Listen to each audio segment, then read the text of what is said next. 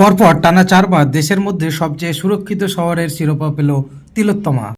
ভারতের সবচেয়ে নিরাপদ শহর হলো কলকাতা, বলছে এনসিআরবির সাম্প্রতিক রিপোর্ট। এনসিআরবি এর 2023 সালের রিপোর্ট অনুযায়ী দেশের মধ্যে নিরাপদতম শহর হলো কলকাতা। এই নিয়ে পরপর চারবার সংশ্লিষ্ট শিরোপা পেল তিলোত্তমা। দেশ জুড়ে মোট 19টি শহরকে নিয়ে এই সমীক্ষা করা হয়েছিল। অপরাধ দমনে কলকাতা পুলিশের প্রযুক্তি ব্যবহারের কথাও উল্লেখ করা হয়েছে রিপোর্টে। এনসিআরবির 2023 সালের রিপোর্ট অনুযায়ী অসুরক্ষিত শহরের শীর্ষে রয়েছে কোচি। সেখানে প্রতি 1 লক্ষে অপরাধ হয়েছে 3192.4টি। অসুরক্ষিত শহরের তালিকায় দ্বিতীয় স্থানে রয়েছে দিল্লি। সেখানে প্রতি লক্ষে 2105.3টি অপরাধ হয়েছে। এই তালিকায় তৃতীয় স্থানে রয়েছে গুজরাটের সুরাট। সেখানে প্রতি লক্ষে 1377.1টি অপরাধ নথিভুক্ত হয়েছে।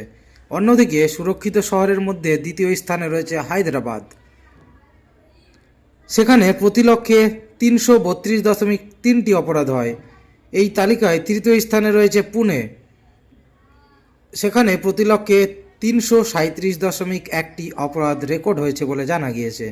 মুম্বাইয়ে প্রতি লক্ষে 355.4টি অপরাধ হয়েছে।